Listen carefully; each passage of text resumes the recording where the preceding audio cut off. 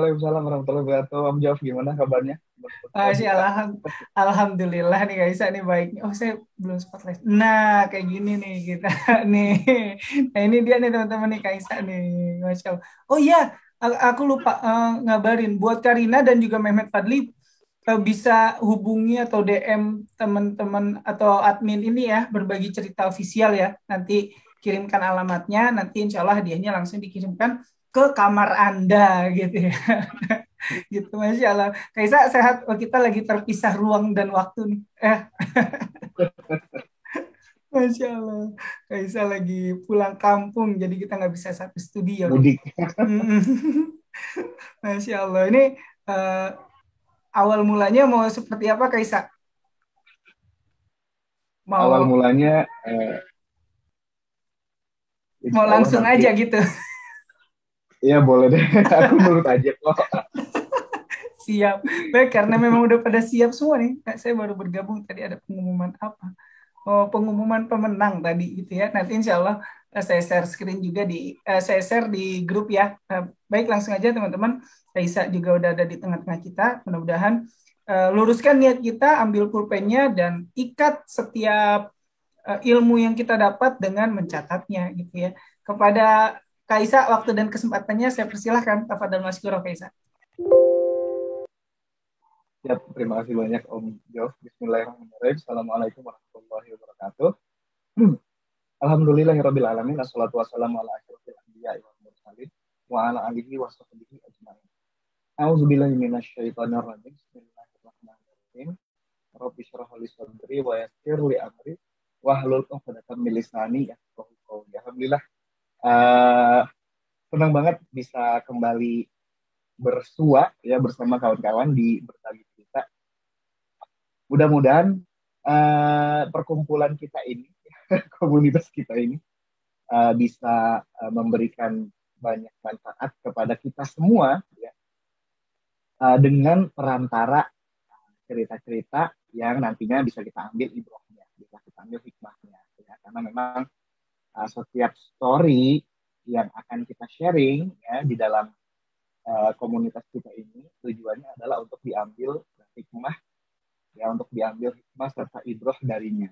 Nah, sebagaimana juga setiap sejarah ya setiap cerita yang dicantumkan oleh Allah Subhanahu wa taala di dalam Al-Qur'an itu tujuannya adalah untuk diambil ibroh dan hikmahnya. Ya, diambil pelajaran dari situ. Termasuk dengan apa yang akan sama-sama kita kisahkan malam ini ya tentang anak muda tersesat ya yang sekarang sedang cukup banyak dibicarakan ya di tengah-tengah kita ya baik di media sosial, media cetak, media elektronik dan di media-media lainnya ya. Mungkin juga di warung-warung kopi ya, banyak dibicarakan sebab memang ya selain anak muda yang tersesat ini adalah juga ya seorang yang mengkonsumsi ya zat-zat yang bisa membuat pikiran serta otak seseorang itu menjadi tumpul ya dan macet ya. Dia juga ternyata suka menista agama begitu Mas sekalian. Nah, jadi ya anak muda tersesat ini adalah kisah kita untuk mengungkap seperti apa ya sebenarnya sepak terjang ya kaum menyimpang yaitu kaum gay ya alias LGBTQ. Q itu ternyata dan kalau LGBT kita udah pada tahu ya tentu saja L-nya lesbian, kemudian B-nya bisexual, T-nya LGB, LG lesbian, gay, B-nya biseksual, T-nya transgender ya. Nah, Q-nya itu ternyata adalah singkatan dari queer ya, atau question. Nah, bisa queer, bisa question. Kalau queer itu artinya aneh, ya, aneh atau ganjil. Yaitu apa? Ya orang-orang yang memiliki orientasi-orientasi seksual yang aneh atau yang ganjil. Atau juga Q itu berarti bisa, sorry batuk. Atau Q juga bisa berarti question atau questioning. Kenapa begitu? Ya Q yang question atau questioning ini adalah untuk orang-orang yang masih bertanya-tanya, ya, masih bertanya-tanya, masih bingung dia itu orientasi seksualnya itu apa begitu ya. Padahal ya kenapa persoalannya jadi serumit itu ya. Padahal Allah Subhanahu wa taala telah menetapkan ya di dalam Al-Qur'an ya ada laki-laki, ada perempuan begitu. Sesederhana itu ya. Dua jenis manusia itu akan saling memiliki ketertarikan dan seharusnya orientasi seksualnya adalah yaitu ya ketertarikan terhadap lawan jenis yang sesuai dengan fitrah. Nah, jadi kawan sekalian malam ini ya kita akan sedikit banyak berbagi cerita tentang tema LGBTQ itu. Makanya kemudian saya pengen coba mengungkap alurnya itu alur mundur ya alur mundur. Seperti apa? Akan saya share screen-nya ya. Akan saya share slide ya. Share screen.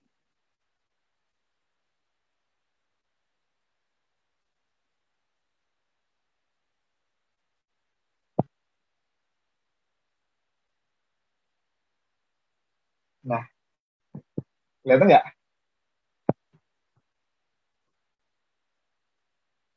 Oke, kelihatan Kelihatan ya? dong, kelihatan dong.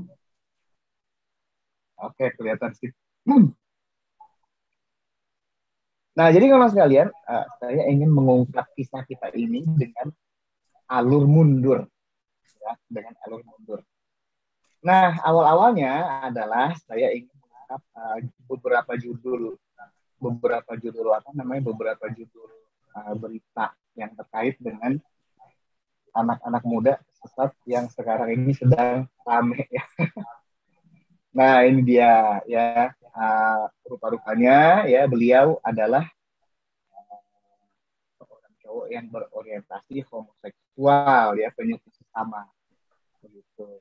Kemudian diduga juga menyuntikkan lewat dubur ya kan. Nah, menyuntikkan lewat dubur ini kalau misalnya kita coba lihat secara logis ya untuk kalian bagaimana caranya menyuntikkan obat-obatan terlarang lewat dubur kalau nggak ada yang bantuin kan gitu. Oh ya nggak sih? Sebab apa? Sebab kebayang ya kalau misalnya menyuntikkan lewat dubur itu sendiri ya kan akan seperti apakah sulitnya gitu ya. Akan seperti apakah rumit dan ribetnya ya. Bagaimana caranya gitu. Nah, secara logis mungkin ada yang bantuin. Nah, makanya menjadi logis juga kalau misalnya kita bilang bahwa uh, ya figur dan sosok kita kali ini ya itu adalah seorang gay ya, penyuka sesama jenis. Nah, selain itu dia juga menista agama. Nah, dia juga menista agama. Ya, dia banyak sekali melakukan candaan-candaan, melakukan berbagai omongan-omongan yang itu menista agama. Ya, dia bilang dark joke katanya begitu ya. Ya padahal apa ya? Ya kayak nggak ada bahan lain aja ya buat dijadikan sebagai joke. Ya, nggak kreatif amat tuh harus agama begitu. Kayak nggak ada hal yang lain yang bisa dijadikan joke. Kan banyak ya, banyak banget yang bisa dijadikan joke itu. Nah ini kok malah agama. Nah inilah persoalan. Ya, kawan-kawan tentu uh, tahu lebih banyak ya tentang sosok kita kali ini yang menyimpang tadi ya, daripada saya begitu. Saya ingin berbagi sedikit tentang sosok dia. Berikutnya adalah orang yang agak berbeda lagi nih. Ya, dia orang Indonesia yang sudah punya pasangan bahkan ya. Bahkan mau mengadopsi anak ya begitu. Jelas aja tidak bisa memiliki anak ya. Namanya juga sesama jenis, bagaimana caranya sesama jenis bisa memiliki anak? Makanya harus adopsi anak. Ya. Ya padahal apa? Padahal kalau misalnya kita coba telusuri lagi, kita lihat kenapa Allah Subhanahu Wa Taala menciptakan laki-laki dan perempuan, menciptakan ketertarikan antara laki-laki dengan perempuan, ya kan? Nah, sehingga kemudian laki-laki dan perempuan ini menikah, ya, melakukan aktivitas-aktivitas biologis itu pada hakikatnya adalah untuk tujuan kelestarian umat manusia, terlahirnya individu-individu baru, ya, dari adanya interaksi biologis antara laki-laki dengan perempuan itu tadi. Itu tujuannya sebenarnya. Nah, di situ juga lah ya rasa cinta, rasa sayang terhadap lawan jenis itu memiliki hasil. Ya, hasilnya apa? Hasilnya adalah anak, begitu. Hasilnya adalah terwujudnya individu-individu baru, ya, yang itu nantinya akan meneruskan perjuangan, meneruskan garis keturunan, gitu. Nah, sementara kalau misalnya sesama jenis, apa yang akan dihasilkan dari hubungan seperti itu, ya? Nggak menghasilkan apa-apa begitu, yang ada malah menghasilkan wabah penyakit. Nah, jadi kawan yang satu ini ya memang sudah tinggal lama begitu di luar negeri, ya, di Eropa, Jerman begitu, dan dia udah punya pasangannya sendiri. Nah, berikutnya, nah ini juga nih adalah orang Indonesia yang sangat-sangat luar biasa, ya, nah, luar biasa parah gitu ya, sangat luar biasa parah, ya, sebab dia melakukan hal yang sangat keji, dengan orang-orang yang menjadi pelampiasan, ya, nafsu syahwatnya, gitu, sama laki-laki. Nah, bahkan dia disebutkan telah memalukan nama marganya, sedemikian luas, sedemikian banyak, ya, marga ini, ya, di berbagai penjuru dunia itu telah dikotori, telah dicoreng, ya, oleh pemuda yang satu ini. Nah, semua itu kenapa kalau saya lihat? Karena ya orientasi menyimpang ini, gitu. Nah, jadi menurut kalian dari sini, ya, ternyata ada sebuah kenyataan yang amat sangat mengkhawatirkan yang terjadi di tengah kita, yang terjadi di sekitar kita. Seperti apa yang diungkapkan, ya, oleh seorang cendekiawan, Eric Loren, pada Mei 2001. Dia menyebutkan bahwa pergerakan gay dan lesbian di Indonesia adalah salah satu yang tertua dan terbesar di Asia Tenggara. Wah, luar biasa ini, teman-teman. Ya, mungkin kebanyakan kita, ya, sekarang ini, malam ini, nggak terlalu merasakan, nggak terlalu menyadari, dan mungkin nggak terlalu mengetahui tentang sepak terjang, ya, orang-orang menyimpang ini, tentang sepak terjang kaum gay, lesbian, dan yang sejenisnya ini. Ya, sebab apa? Ya, sebab kan kita berteman, bergaulnya kan ya sama orang-orang yang baik, gitu ya, sama orang-orang yang taat beragama, gitu, sama orang-orang yang benar, lurus pandangan hidupnya, gitu ya. Nah, sehingga apa? Ya, sehingga kita nggak terlalu paham, nggak terlalu mengerti, ya, dengan orang-orang menyimpang seperti ini. Tetapi ternyata, ya, pergerakan mereka, ya, di negeri kita nih khususnya ternyata adalah pergerakan yang terbesar bahkan di Asia Tenggara dan tertua. Ya, sebab apa? Ya, sebab memang kaum gay dan lesbian di negeri kita ini sudah bergerak untuk membela hak-haknya, ya, sudah bergerak untuk tetap mempertahankan eksistensi mereka, ya, semenjak tahun 1982. Nah, itulah yang kemudian diwakili, ya, oleh berdirinya sebuah organisasi yang bernama Lambda Indonesia yang didirikan pada 1 Maret 1982 di Solo.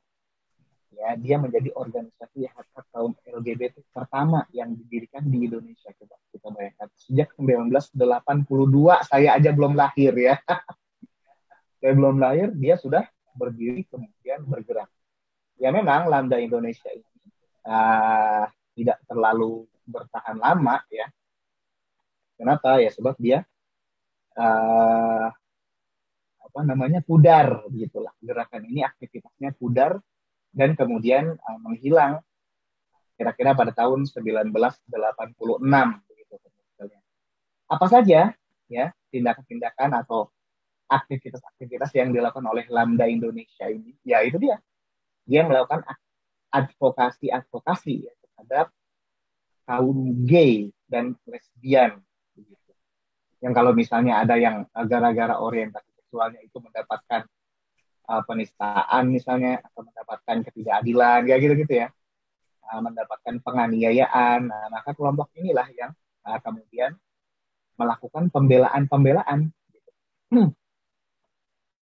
Dia juga menerbitkan berbagai rilis-rilis untuk memberikan informasi ya, kepada orang-orang banyak ya tentang seperti apa itu orientasi menyimpang ini ya, tentang hubungan sesama jenis lah ya, bahwa semuanya itu adalah baik, semuanya itu positif dan sebagainya. Nah, Lambda Indonesia didirikan tahun 1982, hanya saja tidak bergerak begitu lama. Nah, berikutnya selama beberapa dekade ke depan ya, kelompok-kelompok atau organisasi-organisasi ya yang berkaitan dengan dunia homoseksual ini cukup meredup ya. Nah, baru kemudian ya kembali terbuka dengan berdirinya Gaya Nusantara yang didirikan pada 1 Agustus 1987. Nah, ini dikukuhkan sebagai yayasan pada 27 Juni 2012. Jadi lama sekali ya. Nah, Gaya Nusantara aja Gaya Nusantara aja itu nulisnya nulis ininya ya, nulis organisasi namanya ini GAY-nya huruf kapital, A-nya huruf kecil gitu ya. Sehingga memang sudah kelihatan sekali kalau sekalian ini adalah organisasi macam apa begitu. Nah, Gaya Nusantara ini adalah satu organisasi yang ya seperti pendahulunya ya Lambda Indonesia tadi, adalah sebuah organisasi untuk melakukan advokasi terhadap aktivitas-aktivitas gay dan lesbian di negeri kita. Nah, berikutnya ya, organisasi-organisasi ya yang serupa pun mulai terus bermunculan. Yang cukup besar adalah Arus Pelangi. Ya, didirikan tahun 2006, bertujuan melakukan advokasi untuk kaum LGBT yang tertindas. Tuh, ya. Dan pada hari ini, ya, pada tahun-tahun ini, kita ada lebih dari 30 loh, coba ya, lebih dari 30 organisasi berlatar belakang LGBT di Indonesia ya, dan mereka melakukan aktivitas-aktivitas untuk membela ya gay dan lesbian itu tadi. Nah, berikutnya nih ya, kita mundur lagi ya, kita mundur lagi pada 10 Desember 1924. Ya, ini masih tahun yang sama ya, ketika nyambung ya pada pertemuan kita yang lalu, 3 Maret 1924 itu Turki Utsmani ya dibubarkan, diruntuhkan. Ini masih tahun yang sama, yaitu di tahun 1924 pada tanggal 10 Desember. Seorang imigran dari Jerman ya di Amerika namanya Henry Gerber mendirikan Society for Human Rights di Chicago, Amerika Serikat. Nah, tercatat dia sebagai organisasi pembela hak-hak kaum LGBT pertama di Amerika itu 1924. Nah, jadi memang orang sekalian, kaum LGBT ini ya suka berlindung di balik suara-suara hak asasi manusia. Ya, suka berlindung di balik hak asasi manusia. Ya, karena memang ya mereka menjadikan hak asasi manusia atau human rights itu ya sebagai semacam naungan. Ya, mereka kan juga manusia gitu alasannya ya. Nah, si Henry Gerber ini terinspirasi dari sebuah organisasi nirlaba di Jerman ya, ketika dia bertugas begitu, pada Perang Dunia Pertama di Jerman. Itu dia terinspirasi dari sebuah organisasi yang membela hak-hak asasi manusia juga yang ada di Jerman. Kemudian dia membangun organisasi yang serupa di Amerika. Nah, berikutnya nih, teman sekalian, organisasi ini ya, si organisasinya si Henry Gerber mendirikan sebuah majalah, ya, menerbitkan sebuah majalah yang bernama Friendship and Freedom. Kembali suara-suaranya, suaranya itu ya tentang pertemanan, tentang kemerdekaan, tentang kebebasan. Apa itu? Ya, kemerdekaan dan kebebasan untuk mengekspresikan orientasi seksual mereka yang menyimpang. Ya, dari situ tentu saja. Nah, setelah itu, kawan sekalian, ya, masih pada beberapa tahun berikutnya, Redcliffe Hall. Nah, ini dari gambarnya juga udah ketahuan lah ya, Redcliffe Hall ini adalah seorang novelis yang dia itu menerbitkan sebuah novel yang bernama The Well of Loneliness. Ya. Sumur, sumur kesendirian.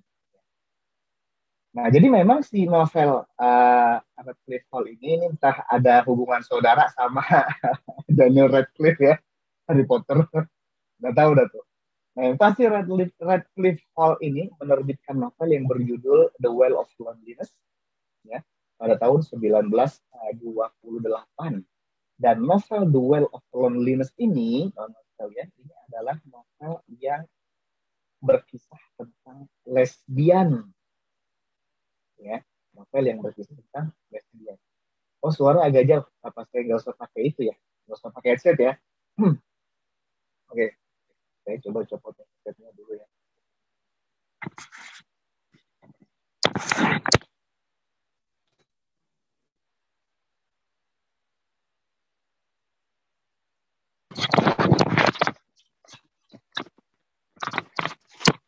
Gimana? Halo?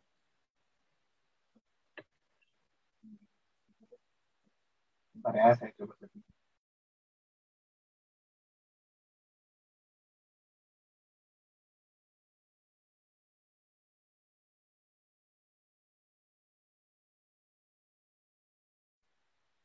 Ya, tes.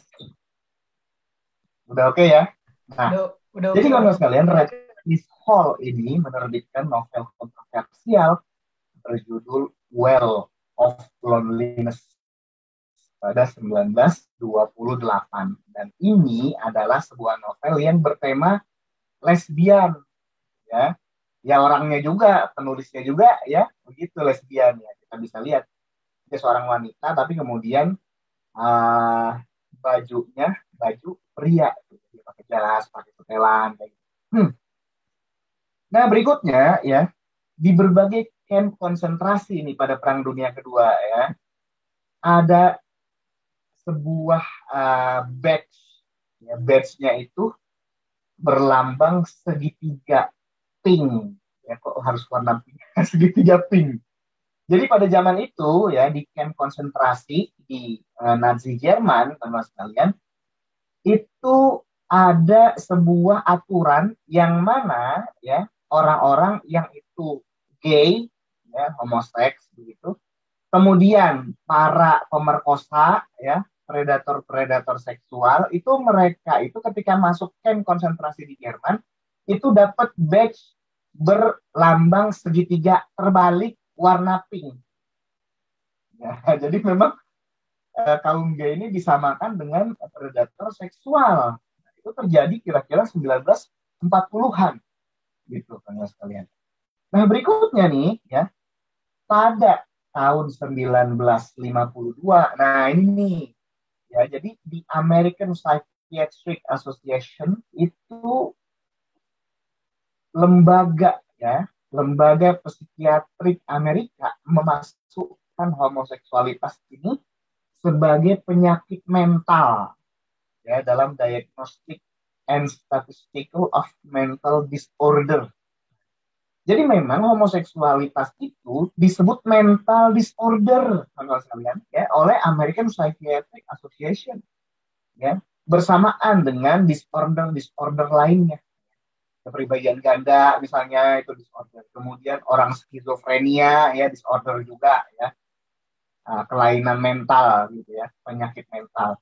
Nah, awalnya kira-kira tahun 1952 itu yang namanya homoseksualitas dimasukkan ke dalam daftar penyakit mental atau mental disorder, ya. Nah, tapi kemudian apa yang terjadi? Nah, nanti ada lanjutannya. Nah, ini dia berikutnya, kan sekalian, ya. Pada 1952 juga, ini masih di tahun yang sama, ya. Itu yang namanya Harry Hay, ya, seorang cendekiawan dan aktivis, ya, di Amerika 1950. Dia mendirikan Mata Shine Foundation. Wah, Mata Shine Foundation ini adalah sebuah yayasan, ya, foundation itu yayasan yang mengadvokasi, ya, mirip-mirip lah seperti yang tadi sudah sama-sama kita sebut, ya, mengadvokasi orang-orang gay dan lesbian, memperkenalkan istilah homophile, ya, ketimbang homoseksual. Homophile itu apa? Pencinta sesama juga artinya, ya. Nah, jadi kalau sekalian, berdirinya Mata Shine Foundation ini semakin menguatkan, ya, semakin menguatkan pembelaan-pembelaan, ya, dan menguatkan eksistensi serta daya tawar dari kaum gay, dari orang-orang homoseks itu.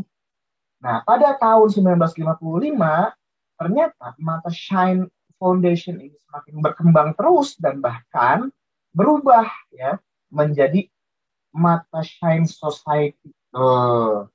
Ya, yang tadinya cuma yayasan, ya kan, sekarang berubah menjadi sebuah gerakan besar, ya, dan kemudian gerakan ini diubah menjadi Mata Shine Society supaya bisa menjangkau, daerah-daerah yang lebih luas, supaya bisa menjangkau kampung-kampung di Amerika, ya. Dan kemudian apa? Kembali, ya, mereka kemudian menerbitkan sebuah media yang newsletter itu namanya Mata Shine Review. Harry Hay orangnya lah, itulah siapa. Harry Hay itu yang kakek-kakek tua pakai topi koboi itulah. Ya, dia di foto ini kira-kira tahun 1990-an, memang udah tua, ya. Orangnya udah tua, mungkin udah meninggal, ya. Nah, berikutnya nih, teman-teman sekalian,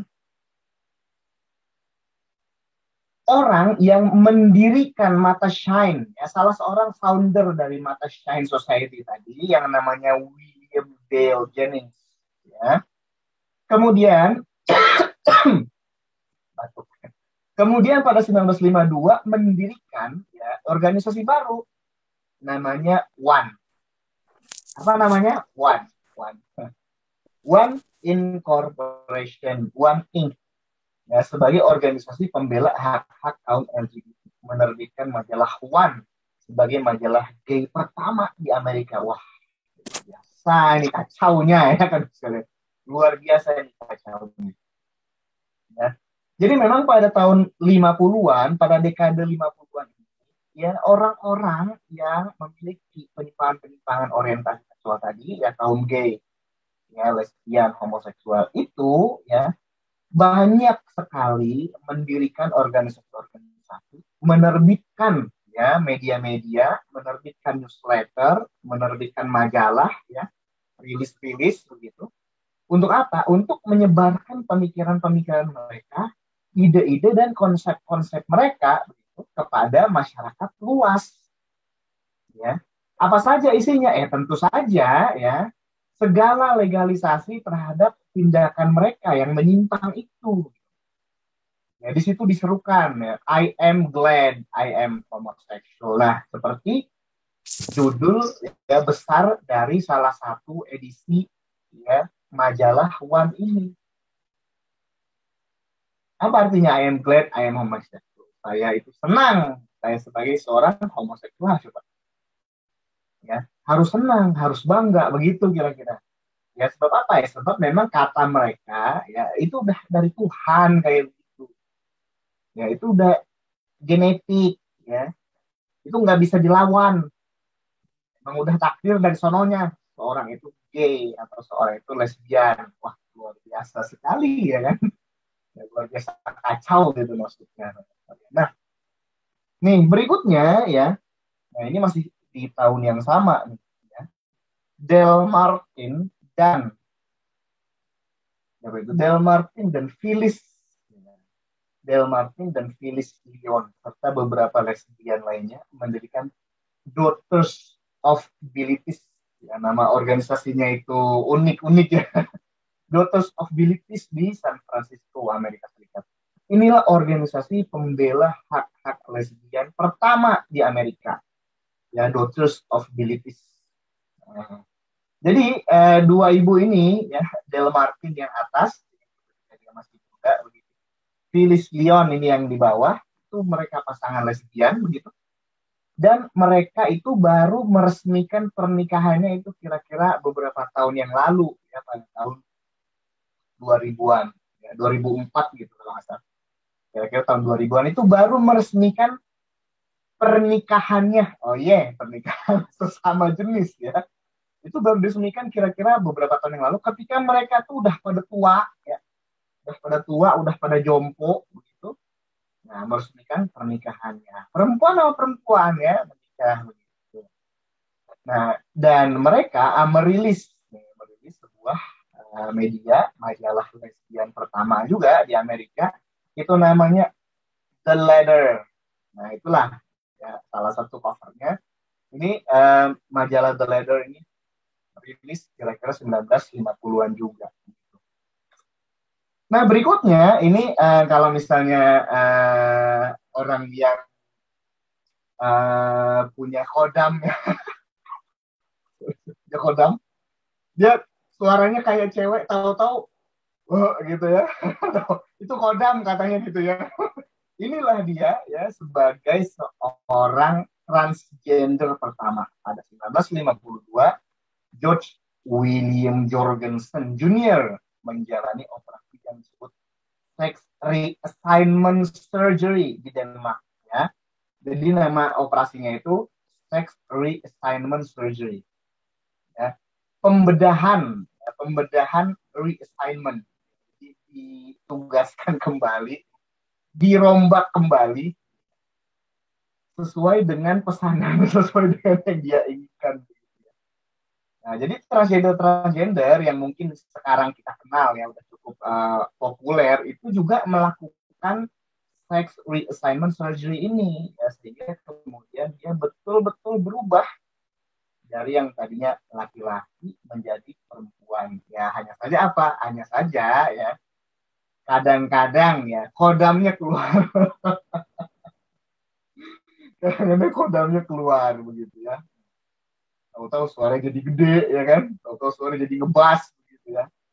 Nah, George William Jorgensen Jr. ini, karena sekalian, dia tentara itu kurang apa coba ya kan? Harusnya maco gitu kan, harusnya perkasa, harusnya apa maskulin gitu. Rupa-rupanya memiliki keinginan tersembunyi untuk menjadi wanita ya. Dan kemudian ya dia pergi ke Denmark untuk melakukan operasi transgender itu tadi. Ketika dia betul-betul berubah menjadi wanita, namanya dia ganti menjadi Christine Jorgensen. Ya, seperti apa penampakannya? Seperti ini. Oh, oh belum nongol di situ. Bentar lagi nongol. Nah, itu dia. Seperti itu penampakannya ya, Christine Jorgensen. Nah, karena dia adalah seorang transgender pertama, which is dia transgender yang betul-betul berubah ya. Jadi dia bukan crossdresser ya, bukan ya. Dia bukan laki-laki yang suka pakai pakaian perempuan, bukan. Tapi memang benar-benar berubah. Ya, berubah. Segala onderdilnya juga berubah gitu, kawan-kawan ya. Segala ya organ-organ yang ada pada tubuhnya juga di dipermak ulang begitu ya dengan pembedahan reassignment itu tadi. Nah, makanya kemudian ya publik Amerika ketika itu ya pada zamannya itu betul-betul apa namanya seperti nemu durian runtuh nih, ada orang begini berubah dari tadi laki-laki ke perempuan. Nah, makanya kemudian dia dipanggil ngisi acara di mana gitu kan, dipanggil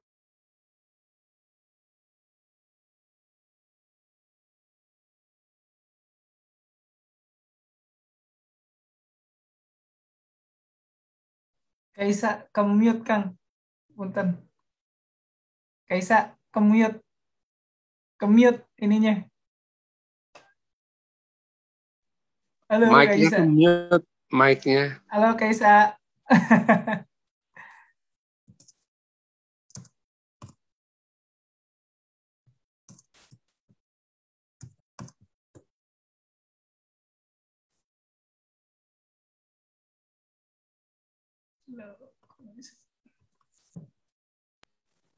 Oke. Alhamdulillah. Tes, udah ya? Nah, itu dia. Testing, bagaimana? Udah ada suaranya? Udah. Oke, udah ya. Tadi sempat Nah, lama itu ininya ke-mute. ya. Nah, karena sekalian, jadi itu beberapa proses-proses ya, perjuangan, bisa dibilang perjuangan orang-orang yang memiliki orientasi-orientasi seksual yang berbeda. Ya, mereka juga dipandang aneh ketika itu. Mereka juga mendapatkan permusuhan-permusuhan ketika itu, ya. Tapi mereka struggle gitu ya, berjuang, memperjuangkan ya kebatilan tentu saja, memperjuangkan penyimpangan dan ya segala sesuatu yang diperjuangkan itu biasanya berhasil. Makanya kemudian itu tadi pada dekade 50-an tuh ya. Itu pada dekade 50. Pada dekade 60-an, nah ini mulai-mulai nih. Ya, mulai-mulai menuai hasil ya. Seperti apa yang terjadi pada 1961, Illinois menjadi negara bagian pertama yang membatalkan semua hukum tentang anti sodomi yang kemudian secara efektif tidak lagi memperlakukan kaum homoseksual sebagai kriminal. Jadi tadinya memang ya, di berbagai belahan dunia, misalnya, yang satu contoh misalnya ini di Amerika, ya, itu homoseksual dipandang sebagai kejahatan, dipandang sebagai kriminal, contoh sekalian ya, dipandang sebagai penyimpangan. Tentu saja berbagai gerakan yang dilakukan oleh mereka bertujuan untuk membuat pandangan orang-orang berubah, ya, bahwa homoseksual itu bukan kriminal, gay itu adalah sesuatu yang lumrah, sesuatu yang bagus, sesuatu yang baik, kayak gitu-gitu. Ya. Nah itu terjadi semenjak ya, dekade-dekade yang lalu, tahun 1950-an tuh mereka berjuang terus. Ya. Nah tahun 60-an nih mereka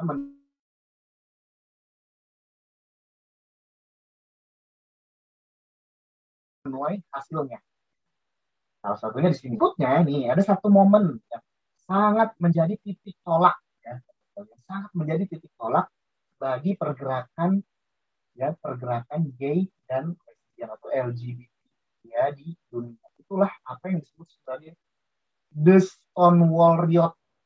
Nah, The Stonewall Riot ini terjadi pada 1969 yang dia menjadi titik pembuka perlawanan ya, perlawanan terbuka kaum LGBT secara lebih keras karena diserangnya ya sebuah bar gay di New York ya, itu namanya Stonewall Inn pada 28 Juni 1969 oleh kepolisian Amerika ya, oleh NYPD. Jadi ada sebuah bar gitulah ya, Stonewall namanya ya di New York, tempat berkumpulnya orang-orang gay di situ. Dan memang pada zaman itu ya itu suka digerebek gitu ya, suka digerebek tempat-tempat kumpulnya orang-orang gay itu, di mana suka digerebek sama polisi gitu. Nah salah satunya ini adalah Stonewall Inn ini ya, yang digerebek pada 28 Juni 1969. Ketika digerebek itulah ya, dia menjadi semacam pemicu besar, pemicu kuat perlawanan dari ya, kaum gay yang lebih radikal. Jadi ketika Stonewall ini digerebek, mereka melawan, ya, terjadi kekacauan-kekacauan gitu di Stonewall. Kerusuhan terjadi, merembet kemana-mana, bahkan hingga terjadi kerusuhan-kerusuhan di Stonewall itu hingga beberapa hari lamanya. Jadi Stonewall ini di New York terletak di sebuah jalan yang namanya Christopher Street. Ya, jadi di sepanjang Christopher Street ini rusuh gara-gara Stonewall ini digerebek. Ya, rusuh gara-gara Stonewall ini digerebek. Dan itu menjadi titik titik tolak lah ya, titik tolak kebangkitan. Waduh, titik tolak kebangkitan dari perjuangan kaum gay untuk membela hak-hak. Ya, makanya kemudian nih dari situ ya pada 27 Juni 1970 ya, kemudian Gay Liberation Front ya, dan organisasi LGBT lainnya menggelar Christopher Street Day. Jadi setahun kemudian ya, tadinya 28 Juni 1969, setahun kemudian ya, setahun kurang sehari itu 27 Juni 1970 nih, Gay Liberation Front ya, organisasi gay yang lebih radikal ya dan lebih keras perlawanannya itu mengadakan acara Gay Pride. Ini Gay Pride pertama, Gay Pride Parade, parade Gay Pride pertama di dunia itulah yang digelar ya di Christopher Street itu. Makanya kemudian ya hari ya 28 Juni 1999 itu dirayakan oleh kaum gay sebagai Christopher Street Day. Oh, Christopher Street Day, ya, Gay Pride Parade pertama di dunia. Momen itu dirayakan oleh kaum LGBT bagi belahan dunia di Berlin, gitu kan, di Jerman.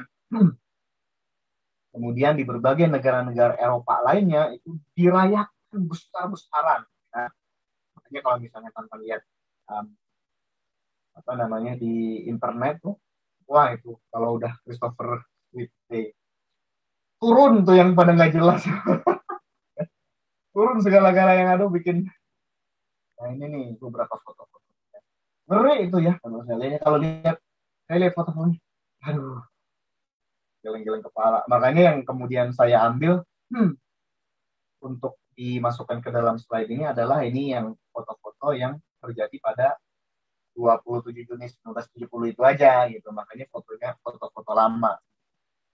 Nah ini nih ya, spanduk-spanduknya ya kan. Lesbians Unite, waduh, lesbian bersatu. Ya. Terus orang-orang Mata Shine juga tuh ada salah satu spanduknya tuh, Mata Shine. Nah, jadi kalau misalnya apa namanya orang-orang dengan penyimpangan seksual ini bersatu ya kan, aduh masya Allah, ya luar biasa mengerikan. Nah, ini beberapa foto-fotonya Christopher Street Day, Liberation Day. Mereka pengen bebas, ya. Dan inilah yang kemudian, teman-teman sekalian, menjadi semacam milestone-nya, semacam penanda bahwa semenjak itu, ya, semenjak Christopher Street Day itu, ya, kaum gay itu lebih open lagi kiprah mereka. Lebih besar lagi, nggak malu-malu lagi mereka mengakui bahwa mereka itu penyuka sama jenis. Ya, mereka nggak malu-malu lagi ya, untuk mengakui bahwa mereka itu homoseksual. Ya. Nggak malu-malu lagi. Ya, walaupun memang masih ada juga di tengah masyarakat ya, bahkan cukup banyak gitu, pada tahun-tahun itu berbagai tindak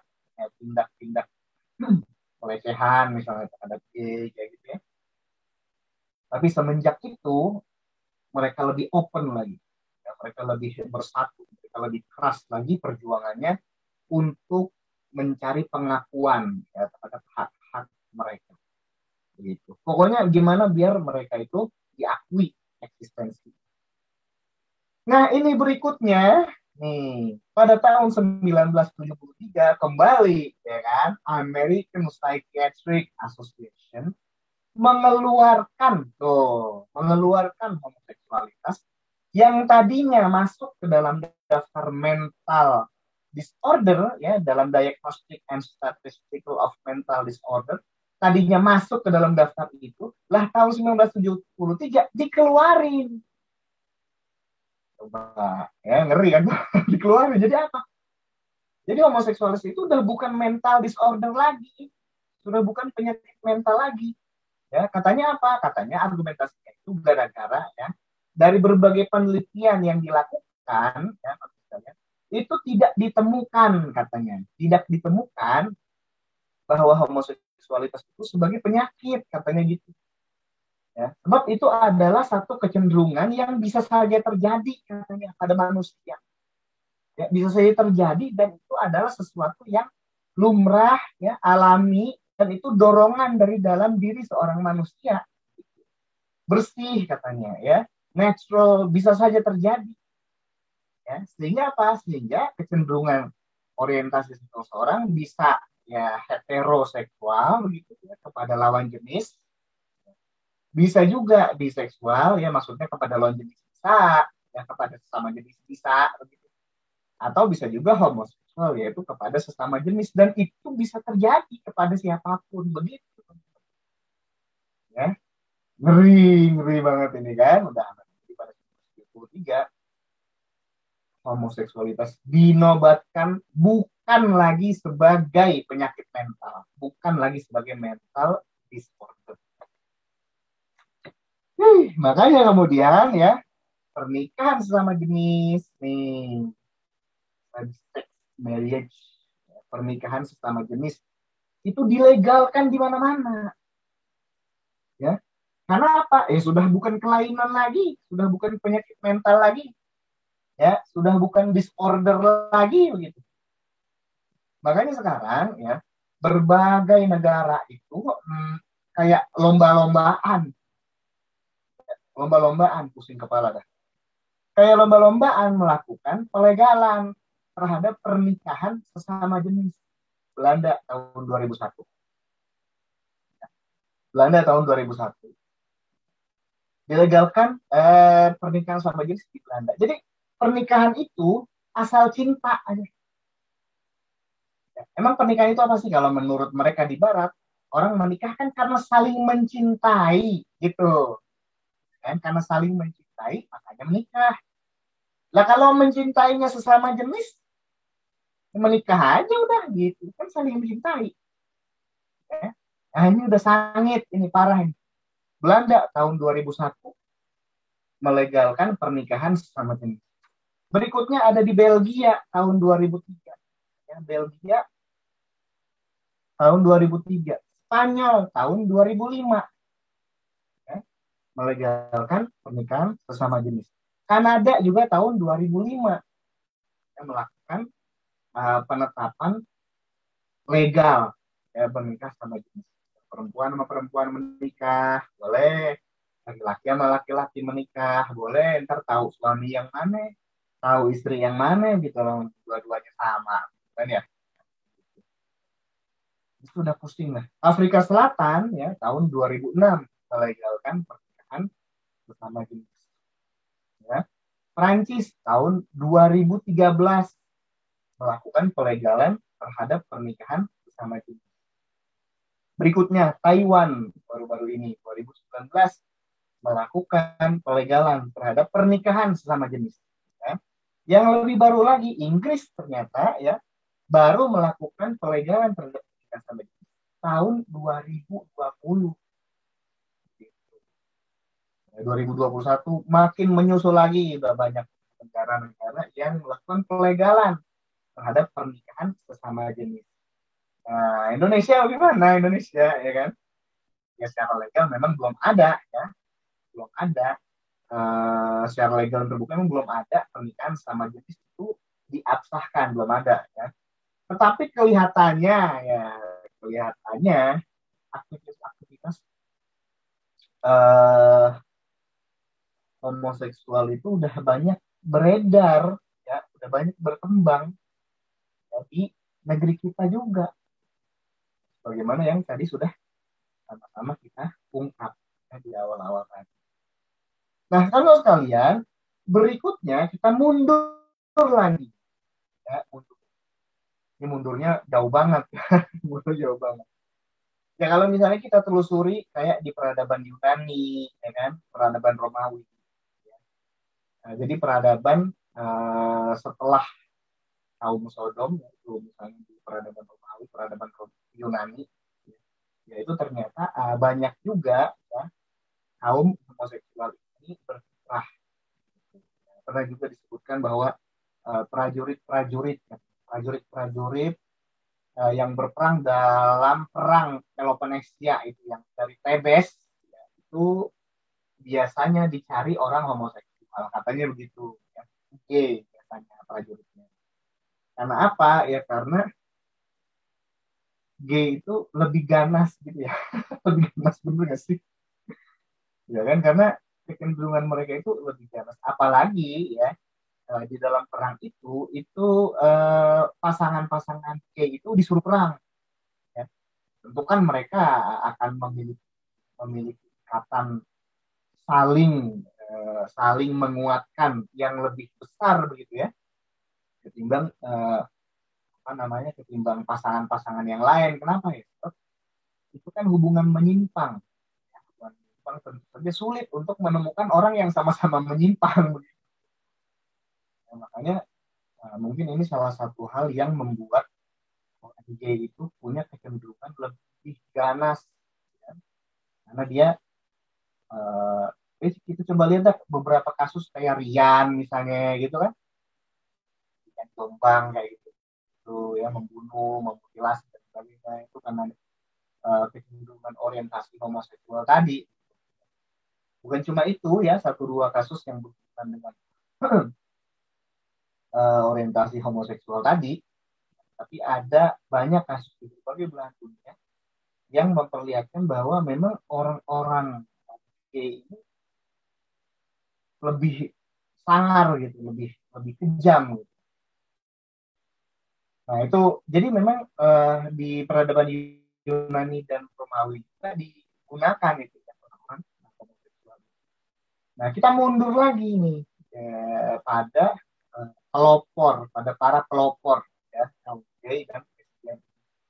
Nah saya jadi ingat teman sekalian dengan salah satu ungkapan ya, ungkapan dari Khalifah Al-Walid bin Abdul Malik ya dari Bani Umayyah, yang ungkapan beliau dikutip oleh Imam Katsir. Jadi beliau berkata bahwa kalau misalnya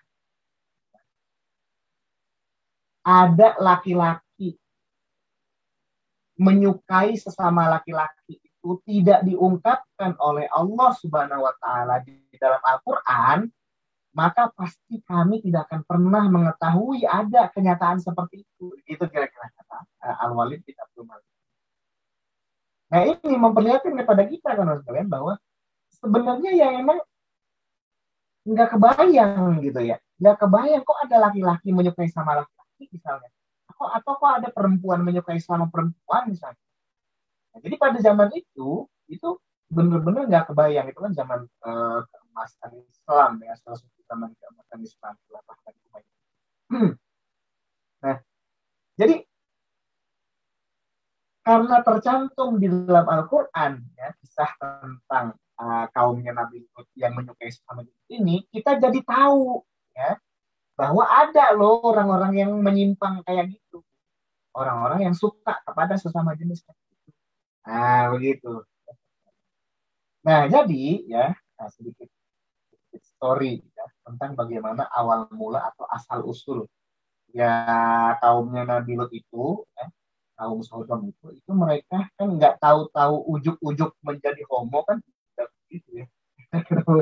Ya sebab mereka itu tadinya kan hetero ya, mereka itu menyukai lawan jenis, makanya kemudian mereka menikah ya, melahirkan anak sehingga menjadi kota di situ. Itu salah satu bukti kuat bahwa awalnya mereka itu bukan homoseksual, bukan ya, tetapi ada awal mulanya. Nah sebelumnya ingin mengungkap, kalau misalnya ditanya ya, kota Sodom itu ada di mana? Kota Sodom itu ada di mana? Jadi memang para ilmuwan, ya, arkeolog, misalnya, kemudian sejarawan itu sudah melakukan banyak penelitian tentang bagaimana sih kota Sodom itu. Nah, jadi kalau sekalian, kalau misalnya kita coba melihat penelitian para ahli, saya ambil salah satu misalnya penelitian yang dilakukan pada tahun 2005 oleh Profesor Stephen Collins. Nah, jadi Profesor Stephen Collins ini ya, seorang arkeolog itu melakukan penggalian-penggalian ya di sebuah kota yang namanya Tal El Hammam, di mana di Yordania. Nah, jadi memang kalau kita telusuri ternyata ya banyak sumber yang menyebutkan bahwa kota Sodom itu ya letaknya di Yordania, yaitu di sekitar Laut Mati, ya, Dead Sea, Laut Mati. Bahkan ada juga penjelasan yang menyebutkan bahwa Dead Sea atau Laut Mati itu terbentuknya karena bencana yang ditimpakan kepada kaum Sodom itu. Ada juga ya yang menyampaikan penjelasan seperti itu. Nah, kalau yang dilakukan oleh Profesor Stephen Collins ini adalah dia melakukan penggalian-penggalian ya di sebuah wilayah di sebelah utara Laut Mati, yaitu tepatnya di Tal El Hammam di Yordania. Jadi dia melakukan penggalian-penggalian di situ ya, dimulai kira-kira pada tahun 2005. Dari penggalian-penggaliannya itu, dia kemudian mengklaim bahwa dia telah menemukan kota Sodom. Katanya gitu. Ya, jadi kota Sodom ini terletak di sebelah utara Laut Mati. Ya. Kalau di dalam Bible, ya kota Sodom termasuk ke dalam kota-kota yang disebut sebagai the cities of the plains, ya, kota-kota di dataran, di mana wilayah-wilayah itu memang wilayah yang subur, makmur, hijau gitu ya, banyak sekali yang menghasilkan komoditas-komoditas yang bagus, gandum gitu, ya berbagai hasil-hasil pertanian, ya, dan itu ya mata pencaharian utama ya, dari orang-orang kota Sodom itu adalah yaitu bertani, ya mereka bertani. Nah di kawasan situ ternyata ya menurut berbagai sumber yang homo itu bukan cuma kota Sodom aja gitu. Jadi memang ada beberapa kota di kawasan situ. Ada yang menyebutkan 5 kota, ada yang menyebutkan 6 dan 7 kota. Nah, beberapa di antaranya itu adalah kota Sodom dan Gomorrah, makanya biasa disebut begitu, Sodom dan Gomorrah. Nah, kota Sodom dan kota Gomorrah ini adalah kota yang juga terletak di sekitar situ. Nah, pada zaman itu ya kalau para arkeologis itu zaman perunggu, ya, zaman perunggu tengah, kira-kira pada tahun 1850-an sampai 1650 sebelum Masehi. Nah, jadi Nabi Lut alaihissalam itu ditugaskan oleh Allah Subhanahu wa taala untuk berdakwah di situ pada zaman perunggu. Pada zaman perunggu kira-kira tahun 1850-an sampai 1650-an sebelum Masehi. Sebelum itu ya.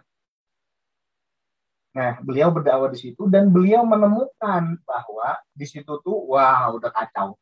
Ya. Udah kacau balau ya kan. Orang-orang di situ menyukai sesama jenis, ya. Nah, menurut beberapa pandangan ulama bahkan tidak ada satupun rumah ya, di kota itu, Sodom, Gomora dan kota-kota beberapa kota di sekitar itu yang straight, nggak ada, semuanya homoseks semuanya. Ya. Ya bahkan satu rumah saja yang ada di kota itu rumahnya Nabi Lut alaihissalam. Cuma rumah itulah, ya, cuma rumah itu saja yang tidak melakukan penyimpangan ya, penyimpangan seksual tidak ada gitu. Hanya satu rumahnya Nabi Lut itu saja, rumah-rumah lain habis sudah semua ya oleh penyimpangan seksual. Mereka menyukai sesama jenis misalnya ya, mereka melakukan berbagai perbuatan keji ya. Kalau misalnya kita coba lihat di dalam Al-Quran ya, mereka melakukan pembegalan kepada orang-orang yang lewat di kota mereka itu. Nah, udah kacau balau. Nabi Lut alaihissalam berdakwah ya kepada mereka semua untuk mengembalikan mereka kepada jalan yang baik, kepada jalan yang benar, ya, kepada keimanan dan supaya mereka jangan lagi melakukan perbuatan keji. Nah, menurut beberapa sumber, misalnya kalau sekalian uh, ada di riwayatnya misalnya di kitab Al-Mustadrak, ada juga di Qasasul Anbiya, Imam Ibnu Katsir misalnya ya. Jadi ada kisah bagaimana awal mula kaum Sodom menjadi homo gitu ya. Nah, ini bisa kita ambil kesimpulan betapa cerdiknya iblis dalam menyesatkan manusia. Jadi memang ketika itu ya kawan-kawan sekalian, oke, ya durasi. Jadi ketika itu kawan-kawan sekalian ya, kota Sodom dan Gomorrah serta kota-kota di dataran itu mengalami suasembada pangan. Wah, kira-kira begitu ya. Suasembada pangan. Kenapa? Karena Allah Subhanahu Wa Taala mengaruniakan ya, mengaruniakan nikmat yang sangat banyak ya pada wilayah tanahnya subur, makmur, ya berbagai komoditas pertanian sangat luar biasa berlimpah.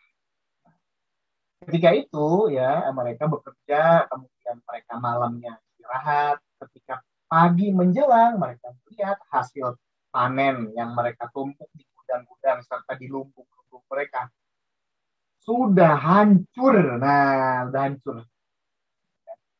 Waduh, bagaimana ini? Ya. Oh, gandum-gandum kita ini pada amburadul gini, tadinya udah rapi gitu kan, tadinya udah ditumpuk dengan baik.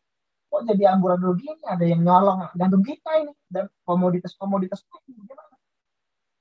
Nah, akhirnya penduduk kota Sodom kemudian memutuskan sudah kita ronda saja, ronda lah ya, dibentuk sebuah tim ronda begitu untuk menjaga lumbung-lumbung itu, ya, untuk menemukan siapa yang bertanggung jawab atas terjadinya kerusakan-kerusakan komoditas di dalam lumbung tadi. Kita menjaga lumbung itu ya di kota-kota tadi secara bergantian. Nah, ketika mereka sedang berjaga, nah, mulai nih terungkap. Ada yang goyang-goyang tuh ya, semak belukar itu goyang-goyang. Sepertinya ada orang yang sedang mengintai untuk merampok lumbung-lumbung kita. Mereka pun mengawasi. Wah, ternyata benar. Ada seorang pemuda, seorang pemuda yang dia itu mengendap-endap, ya, menghampiri lumbung, kemudian mencuri lumbung, mencuri komoditas, mencuri lumbung, ya, mencuri isi dari lumbung itu ya berbagai hasil-hasil panen. Wah, ya udah kita sergap aja, sergap, dan dapat dapat kamu ya, kamu ini yang selama ini ya mencuri dari lumbung-lumbung kami. Nah, dapat. Oh, rupanya kalau sekalian ya, orang yang mencuri lumbung dari lumbung itu ternyata seorang anak muda, remaja, ya, seorang anak remaja yang cakep, ganteng, ya, bahkan saking cakepnya itu mukanya kayak cewek, apa, androgini, androgini kalau sekalian. Jadi laki cakep, saking cakepnya mukanya kayak cewek, ya, buat kamu nih, maling kamu ya, tolong, jangan tangkap saya. Udah, pokoknya kamu akan kami penjara, kamu akan dihukum mati. Kenapa? Karena kamu sudah melakukan pencurian yang sangat-sangat berat itu hukumannya. Maka kemudian si anak muda androgin ini dijebloskan ke dalam penjara di tengah kota. Dia dijaga oleh sipir penjara. Nah, kemudian ya ketika keesokan harinya si anak muda itu akan dihukum mati. Pada malam harinya ya nangis aja dia, nangis aja.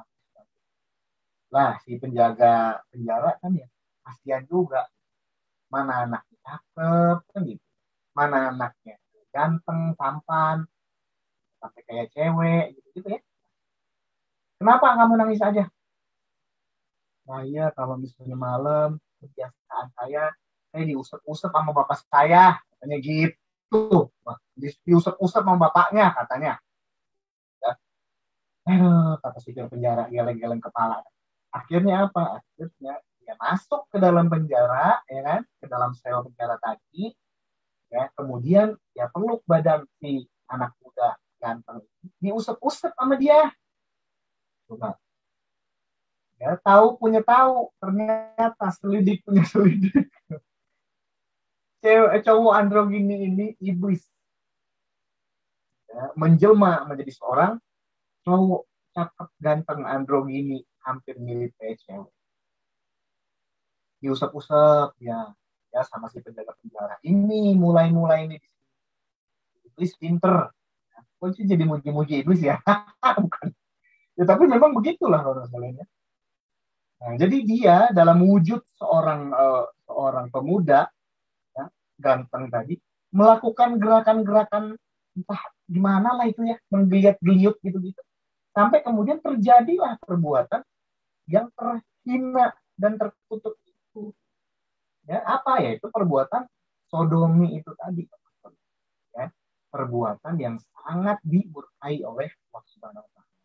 Ya, hubungan seksual antara laki-laki dengan laki-laki.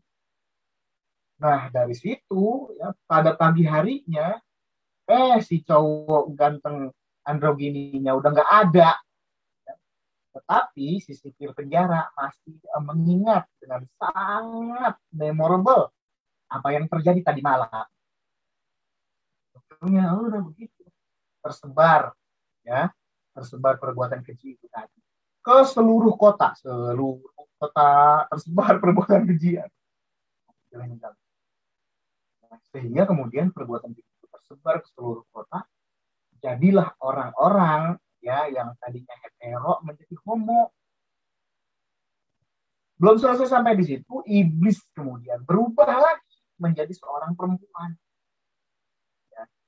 Maka kaum perempuan yang ada di kota Sodom itu dibujuk untuk melakukan hubungan-hubungan sesama jenis sehingga menjadi lesbian. Tuh begitu kan.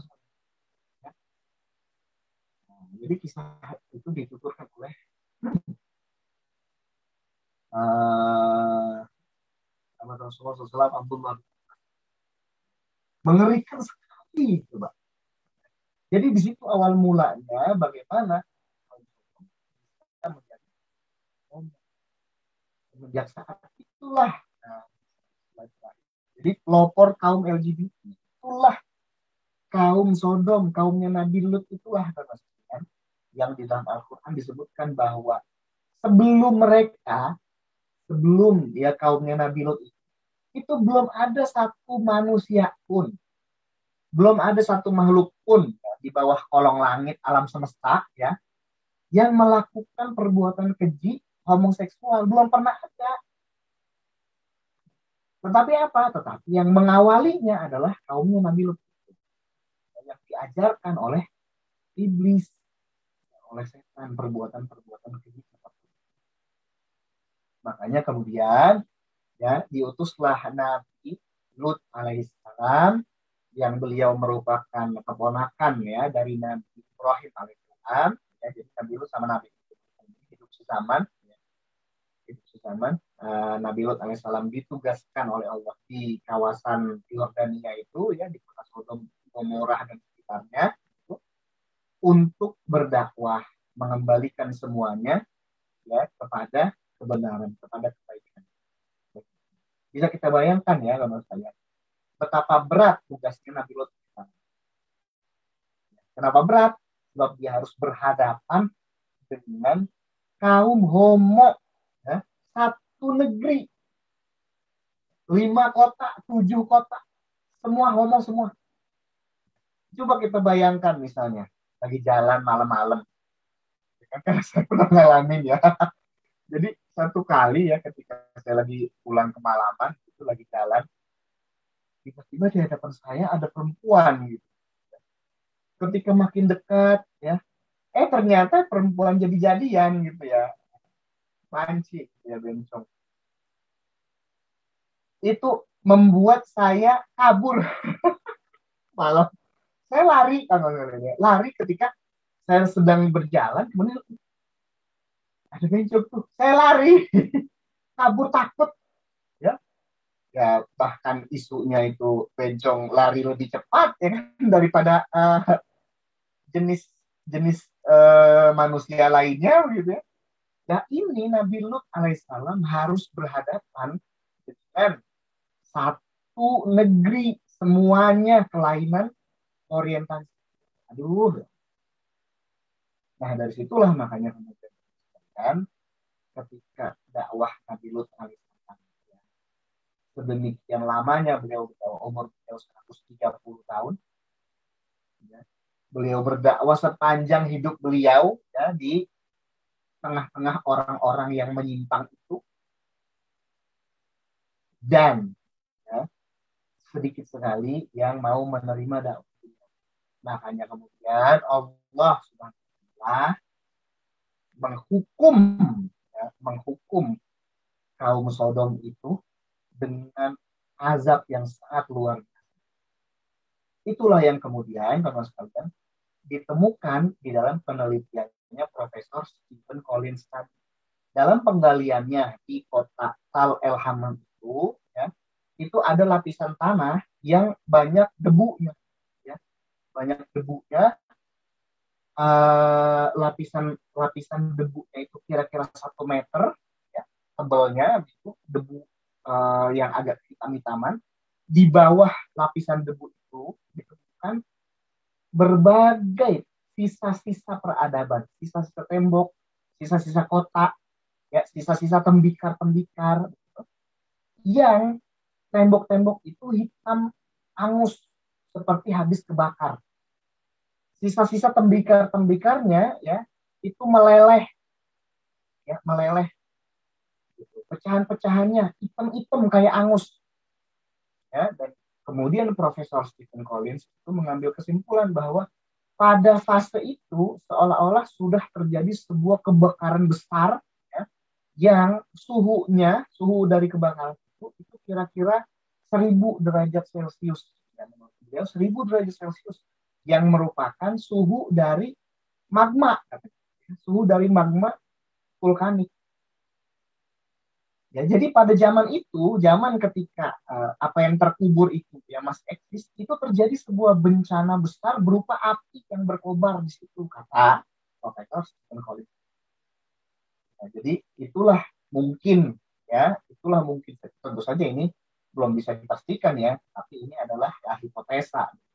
Mungkin itulah kota-kota Sodom, Gomorrah, kotanya kaum Nabi Lut yang jungkir balikan oleh Allah Subhanahu Wa Taala dan dihujani oleh api, oleh batu, ya, yang dalam Al-Quran disebutkan bahwa batu-batu itu sudah ada capnya, sudah ada namanya, dan tidak akan salah sasaran. Semuanya akan mengenai orang-orang durjana ya, yang yang melakukan tindakan menyimpang. Nah, begitu kalau sekalian. Jadi ini adalah satu hal yang sangat luar biasa mengerikan. Ya, kita kemudian terakhir kalau sekalian kita ingat ya, bahwa tindakan-tindakan orientasi seksual menyimpang ini tidak pernah diakui ya di dalam. Mereka semua adalah orang-orang yang melakukan perbuatan keji, ya, istilahnya liwat, ya, perbuatan keji itu perbuatan fahisyah yang akan mendapatkan balasan azab yang setimpal. Yang diakui Islam ya hanya hubungan lawan jenis saja yang diikat dalam tali pernikahan. Tidak ada itu hubungan sesama jenis. Ya, yang ada hanya hubungan lawan jenis yang diikat di dalam pernikahan. Nah, karenanya itulah ya, namun sekalian jaga diri kita, lindungi diri kita dari hal-hal seperti itu. Ya. Jangan berteman sama orang-orang begitu. Kalau udah ketahuan misalnya punya kenalan atau punya teman, ya ternyata jika itu orientasi seksual menyimpang, jauhi, jangan dekat-dekat lagi. Ya, itu menular. Hati-hati kalau sekalian. Hati. Ya, demikian kalau sekalian sementara yang benar datangnya dari Allah Subhanahu Wa Taala. Dan salah dan keliru tentunya itu adalah dari saya pribadi.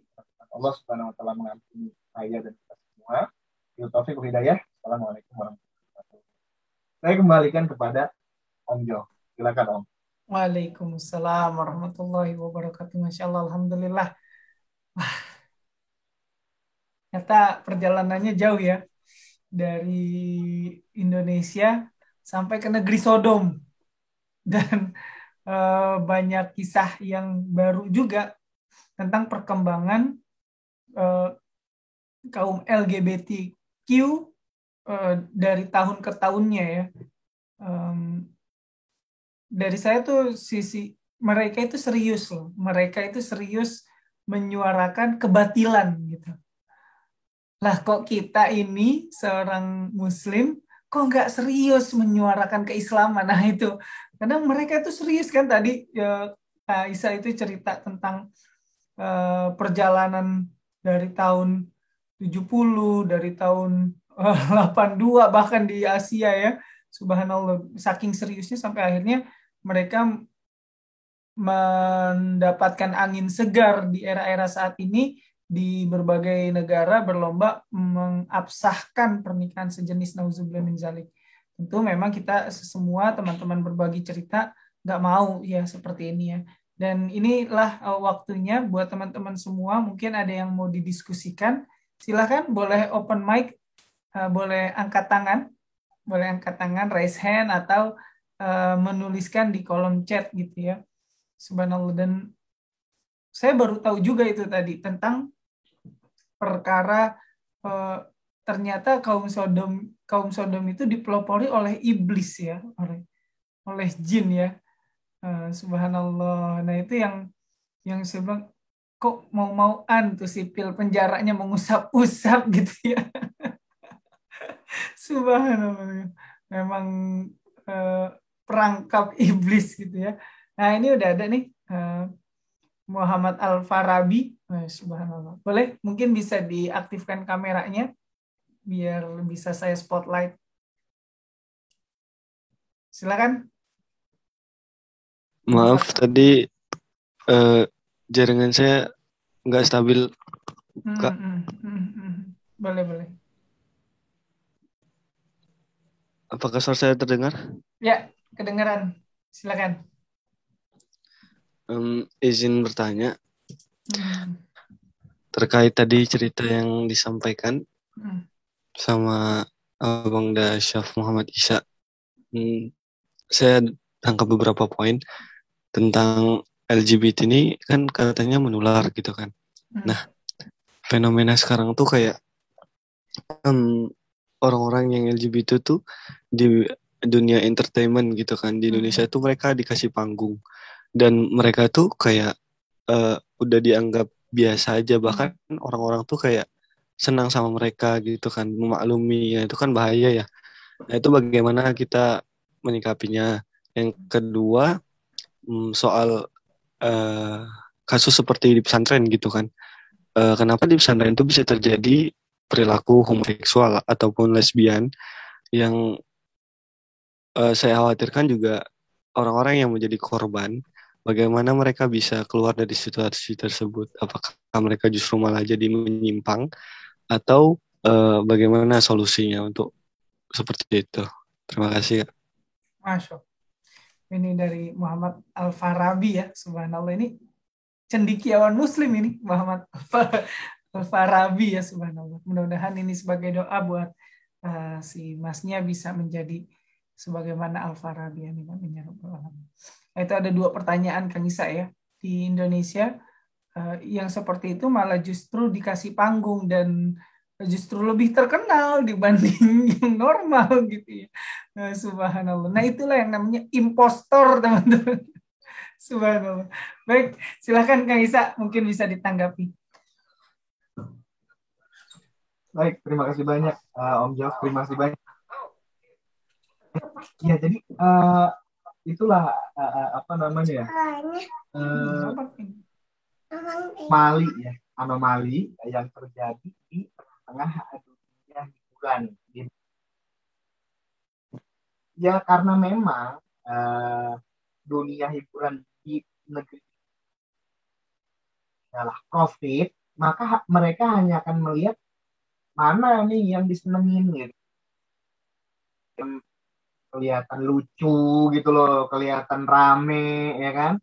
Oh, nah, banyakin aja orang-orang kayak gitu ya. Cross dressing misalnya, yang banci gitu. Ya kan banyak tuh ya, yang banci-banci mah happy tuh, pada senang itu gitu kan. Orang-orang terhibur tuh. Nah, ya sudah, banyakin aja yang menjadi pakem ya, dari dunia hiburan di negeri kita. Dunia hiburan di negeri kita itu ya, landasannya bukan landasan Islam. Landasannya adalah landasan profit, landasan keuntungan. Mana-mana gitu. Mana-mana aja yang itu mendatangkan uang yang banyak, itu yang akan. Padahal apa? Padahal jelas-jelas Islam sebagaimana sangat-sangat menjaga ya terlihat seseorang ya sebagai seorang laki-laki atau sebagai seorang perempuan, itu Islam ya betul-betul menjaga identitas itu. Kalau kamu laki-laki ini gini gini, kalau kamu perempuan nih aturan perempuan kayak gini gini gini. Nah, itu tidak boleh tuker-tuker gitu, nggak boleh dilanggar-langgar ya. Misalnya Islam punya aturan-aturan khusus tentang perempuan yang tidak di. Untuk laki-laki, Islam juga punya aturan-aturan khusus yang diberlakukan kepada perempuan. Ya. Misalnya cara berpakaian, misalnya. Rasulullah Shallallahu Alaihi Wasallam. Jadi beliau berkata, laisa minna mantah bukan golongan kami, barang menyerupai laki-laki dan menyerupai laki-laki menjadi perempuan, ya, atau sebaliknya.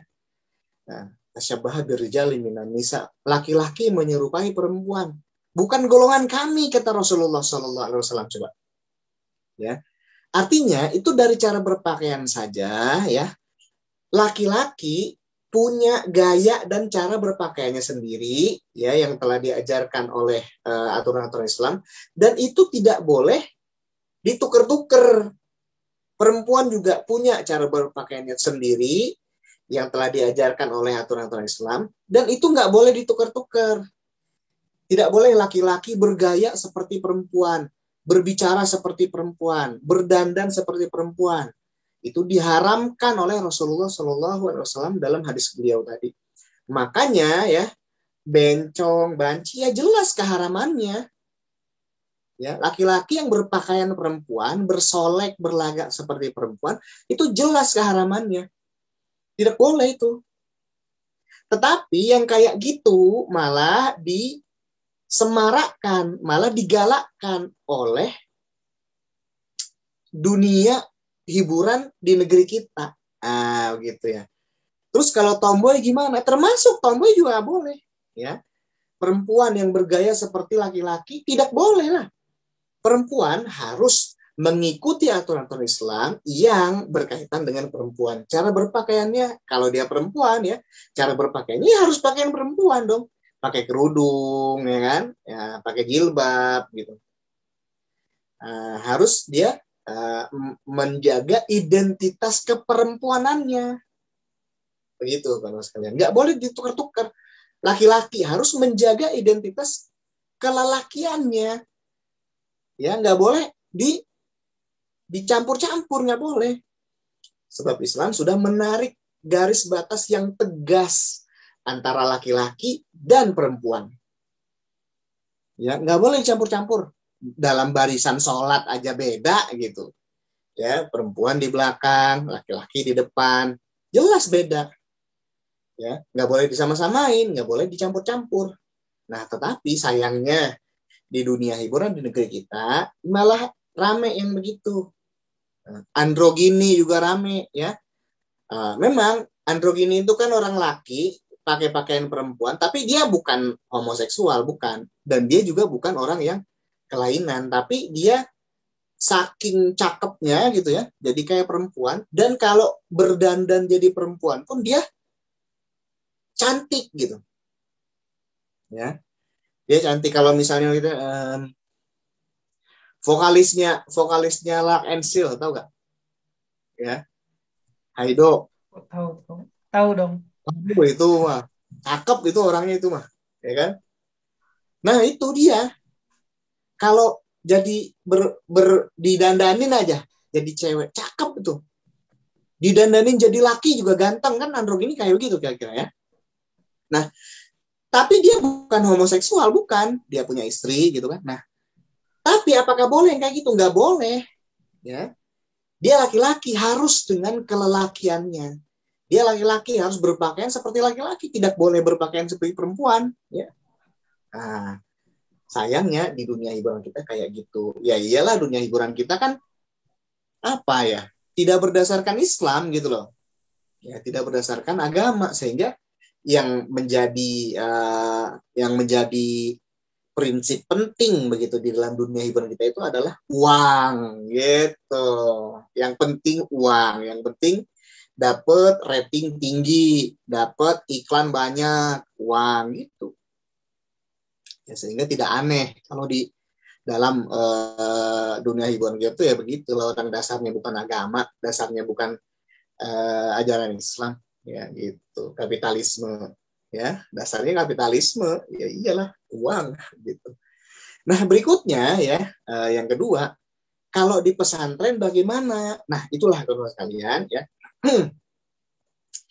Jadi satu hal yang saya pribadi ya cukup prihatin itu adalah ternyata ya memang ada juga nih, memang nggak semua loh ya, kembali kita juga jangan menggeneralisir ya, ada juga fenomena-fenomena ya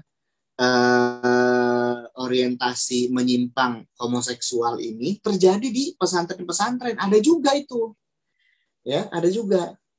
Nah tetapi ini tidak merata ya, tidak menyebar, hanya beberapa gelintir pesantren aja yang terjadi fenomena seperti itu begitu. Banyak pesantren di luar sana lurus-lurus aja gitu ya. Banyak pesantren di luar sana bagus-bagus aja gitu, berprestasi ya. Kemudian tetap taat, teguh memegang prinsip-prinsip Islam begitu ya. Nah, tetapi ya kembali nih ya kawan sekalian, sistem, lingkungan, dan berbagai hal yang ada di sekitar kita hari ini terus selalu mendorong kita untuk berbuat maksiat. Dan kadang-kadang yang di pesantren pun jadi bobol juga gitu. Ya, sehingga tergelincir juga gitu. Ya, tergelincir juga. Ya, yang sangat memprihatinkan sekali sebenarnya fenomena ini ya. Ini konteksnya berbeda nih, konteksnya berbeda. Cuman ada sebuah cerita ya. Kalau ini dengan demam kekoreaan gitu ya, Korea. Jadi ceritanya ada seorang santriwati. Ya ini kejadian nyata ya. Santriwati satu kali ya dia liburan dari pesantrennya, itu dia liburan. Nah, ketika liburan itu biasanya kan para santri itu boleh pulang. Ya kan, boleh pulang tuh ke rumah tuh, boleh mudik gitu boleh. Nah, si santriwati ini ya ketika lagi mudik pulang dia ke rumah gitu. Di rumah ini sama orang tuanya ya kan, sama ibunya sama bapaknya, itu kok kelihatannya nih anaknya putri mereka ini kok di rumah itu nonton Korea aja. Ya di rumah nonton Korea, bukannya murojaah, nonton Korea terus gitu. Nah, ketika di rumah nonton Korea terus, lah kan sama mamahnya jadi dibilangin dong ya kan, dibilangin. Ya dek, jangan nonton Korea melulu, ayo murojaah misalnya. Ntar giliran masuk pesantren lagi ya kan, liburan udah selesai, ya hafalan masih terjaga gitu kan. Kemudian nambah-nambah ilmu misalnya, kalau misalnya baca buku atau murojaah jangan nonton Korea mulu gitu. Dibilangin gitu sama ibunya, ya sama mamahnya. Tetap dia nonton Korea, coba. Ya, kan mamahnya juga lama-lama kan jadi keki juga ya. Aduh, ini si adek nonton Korea mulu. Dibilangin terus tuh sama mamahnya nonton Korea ya. Sampai suatu kali ya, karena mamahnya juga ya empet ngebilangin mulu nonton Korea, kan empet juga lama-lama ya. Dibilang jangan nonton Korea, dia nonton lagi, nonton terus sampai murojaah lupa begitu. Nah, sampai sama mamahnya ini udah laptopnya mau ditahan aja, habis nonton Korea melulu kan gitu ya. Ketika dibilang begitu sama mamahnya, dia ngambil pisau dapur. Coba kan sekalian ya, dia ngambil pisau dapur, dia todongin itu pisau dapur kepada mamahnya ya. Coba bagaimana ini? Itu dalam konteks yang berbeda, tapi saya rasa ada kemiripan dengan homoseksual yang juga terjadi di pesantren itu. Jadi bobol juga gitu. Ya, karena apa? Ya karena realitas yang ada di sekitar kita sekarang ini adalah realitas rusak yang betul-betul menghimpit kita, yang betul-betul membuat kita sesak ya, benar-benar sesak gitu. Sehingga kalau nggak kuat-kuat berpegang kepada Islam ya, jangankan orang biasa, yang di pesantren aja bobol juga gitu. Nah, karena itulah di sini kita ya, sebenarnya ini nasihat bagi diri saya sendiri juga. Pegang itu kuat-kuat Islam itu. Kenapa? Sebab kadang-kadang hari ini itu nggak ada tempat yang aman buat kita. Ya, dimanapun kita bisa tergelincir. Bahkan di pesantren yang mungkin kita lihat itu tempat yang paling aman bagi kita untuk mengamalkan ajaran-ajaran Islam, untuk dekat dengan Allah Subhanahu wa taala. Nama pesantren kan lembaga pendidikan Islam. Harusnya orang-orang di situ tuh dekat dengan Allah Subhanahu wa taala, kan itu harusnya. Tapi ternyata enggak juga gitu. Nah, makanya kawan sekalian, disitulah mesti selalu menguatkan diri kita. Ya, selalu menguatkan diri kita. Ini semua terjadi memang karena apa? Lingkungan yang saat ini ada, sistem yang saat ini berlaku, ya kan? Tata aturan ya yang saat ini sedang berkembang itu bukan berdasarkan prinsip-prinsip Islam gitu, tetapi berdasarkan liberalisme, kebebasan. Orang bebas mau ngapain aja. Oh, situ homoseks ya, bebas ya, karena ada freedom of speech, kebebasan berbicara. Freedom of expression, kebebasan berekspresi. Orang mau berekspresi apa aja. Dia sukanya sama laki, situ nggak usah persoalan. Nah, begitu kira-kira. Dia sukanya sesama jenis, ya situ nggak usah persoalan kan gitu. Kan bebas orang mau berekspresi apa aja dong. Nah, dunia yang saat ini kita huni, itu dunia kayak begitu. Ya, disitulah makanya kemudian, teman-teman sekalian, harus kita berpegang teguh kepada Islam sekuat-kuatnya, ya, sekuat-kuatnya. Disitulah makanya kemudian kita juga harus melakukan daya upaya berdakwah untuk mengembalikan lagi, ya, sistem Islam, penerapan aturan-aturan Islam, mengembalikan lagi, ya, suasana Islam, mengembalikan lagi masyarakat Islam yang di dalamnya diterapkan aturan-aturan Islam secara menyeluruh, total. Nah, begitu kan. Supaya apa ya? Supaya terlindung kita semua ini secara utuh. Ya. Iman kita terlindung, diri kita terlindung ya, dari berbagai perbuatan dosa. Kalau sekarang tidak ada yang bisa melindungi kita dari perbuatan dosa tadi. Begitu. Demikian Om Jof, walau alam. Ya, Masya Allah. Alhamdulillah. Nah, itu dia ya teman-teman sekalian. Jadi nggak ada pada saat ini nggak ada tempat yang aman kecuali memang keinginan kita, kedisiplinan kita untuk tetap berpegang teguh pada aturan Islam dan senantiasa menggigit Islam dengan gigi geraham kita. Masya Allah. Sebagaimana yang dikatakan oleh Rasulullah itu ya. Dan tadi sempat disinggung juga memang ya karena memang sebuah sistem aturan yang memang mendukung itu, kebebasan-kebebasan mendukung itu. Saya pernah dengar juga nih, Kak Isa ya, saya pernah mendengar juga tentang bagaimana Islam menghukum orang-orang yang berperilaku liwat tadi, yang berperilaku homoseksual tadi gitu ya. Ketika ketahuan, bagaimana hukumannya? Kan kalau yang kita tahu zina itu dirajam, ya, dirajam atau dicambuk gitu ya. Kalau zina seperti itu gitu. Kalau misalkan yang homoseksual seperti apa? Nah, solusi Islam untuk menghukum homoseksual itu adalah dijatuhkan orang yang gay tadi itu, yang bencong-bencong tadi dijatuhkan dari gedung yang tinggi dengan posisi kepala duluan. Subhanallah. Dan itu disaksikan orang ramai gitu ya. Kebayang kan sama kita ya, teman-teman sekalian, ketika ada laki-laki melambai gitu ya, laki-laki melambai, ngelihat ada orang yang dihukum seperti itu, seger lagi dia langsung, gagah lagi langsung dia.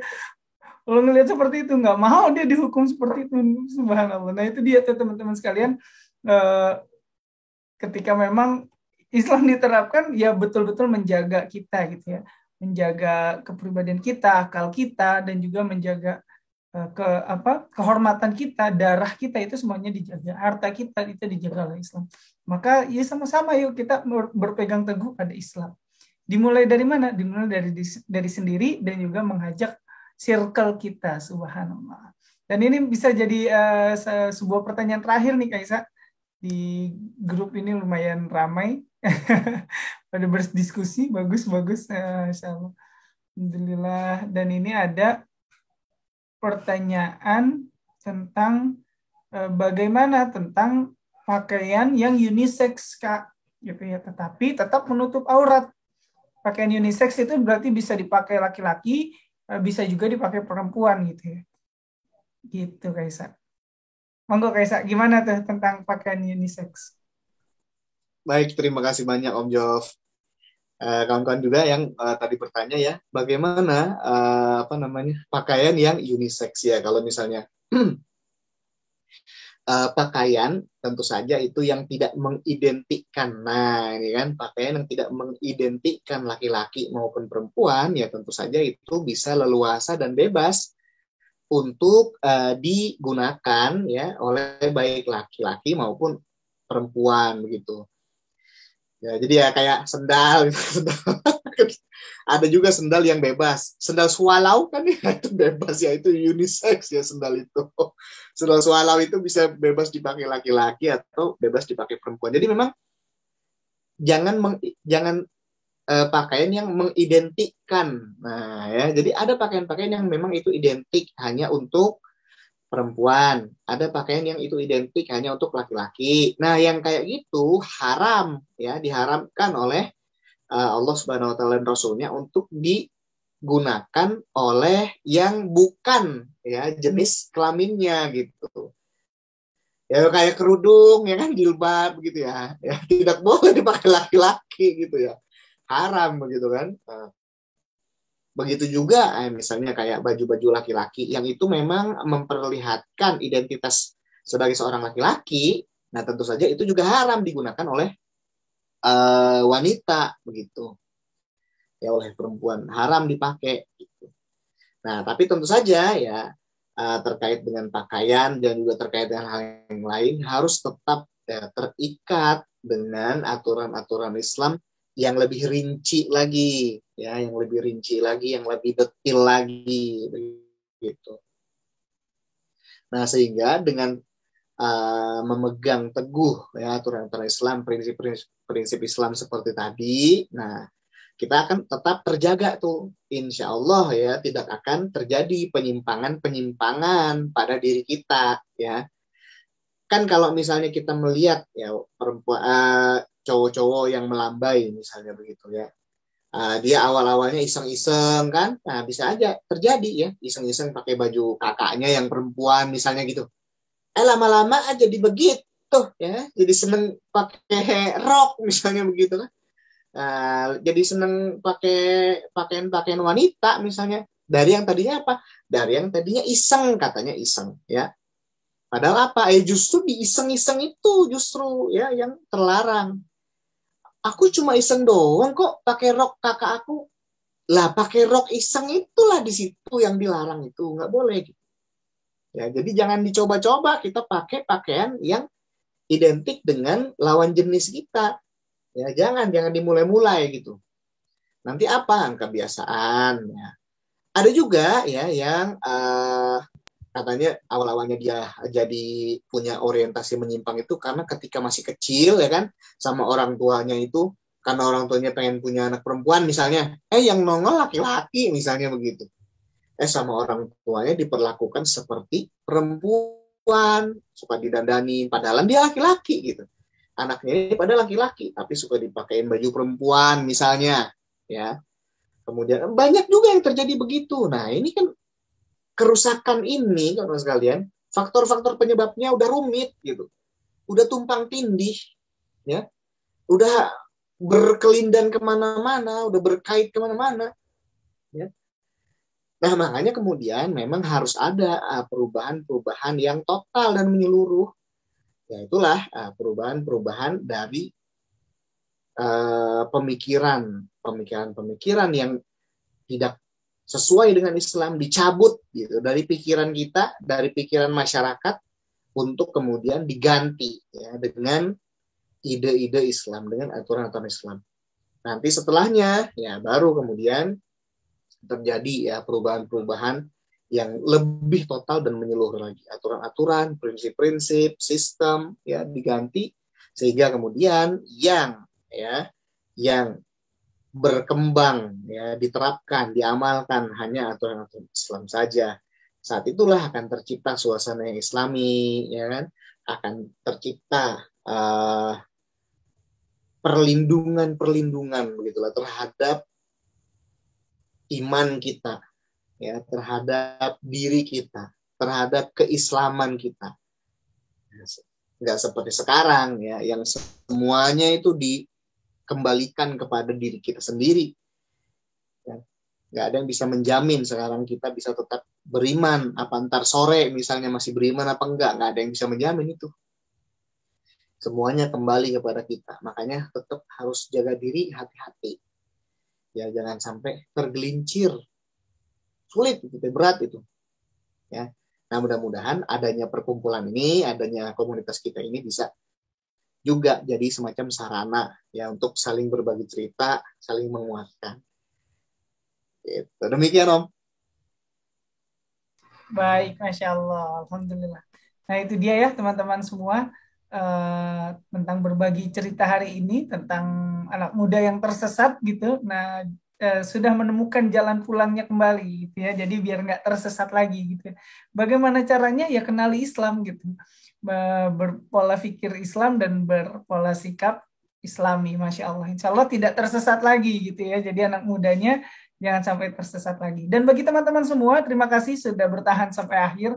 Dan saya sangat menghargai teman-teman semua yang sudah berkontribusi untuk mendukung gerakan berbagi cerita ini. Masya Allah, Alhamdulillah. Sudah, dan perlahan kita akan perbaiki setiap penyajiannya agar lebih nyaman lagi dipandang dan didengarkan. Bahwa tadi masih ada segelintir teman-teman yang merasakan suaranya kekecilan dan sebagainya. Mohon maaf sebesar-besarnya jika memang banyak kekurangan. Kita terus evaluasi agar bisa lebih bagus lagi. Dan juga teman-teman bisa juga mendukung kita dengan cara memfollow akun Instagram kita. Silahkan di follow dengan link yang sudah kami kirimkan di kolom komentar. Tinggal diklik lalu follow Instagram kita dan bagikan setiap postingan yang ada di Instagram berbagi cerita _officiality ya, insya Allah. Dan bagi teman-teman ada juga sebuah hadiah menarik lagi nih. Tadi ya di awal sudah saya kasih tahu bahwa ada hadiah menarik lagi untuk insya Allah pekan depan. Rencananya kita mau membahas tentang bedah buku Abdul Hamid Ghozi yang kedua gitu ya, yang keduanya kita bedah lagi.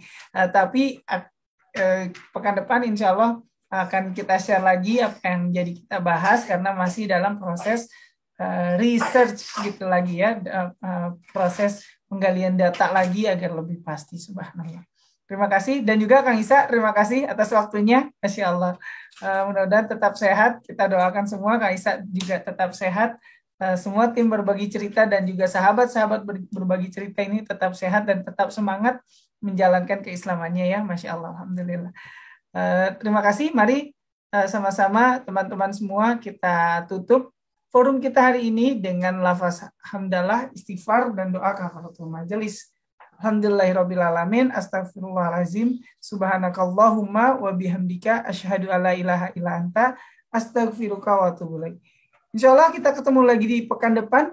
Tetap ada di grupnya, dan jika ada saran dan kritik boleh sampaikan di grup ataupun japri ke saya langsung juga nggak masalah, atau ke admin. Dan bagi teman-teman yang belum memiliki buku Abdul Hamid II, bisa hubungi nomor adminnya. Subhanallah. Baik, sekian dari saya. Wabillahi taufiq wal hidayah. Wassalamualaikum warahmatullahi wabarakatuh.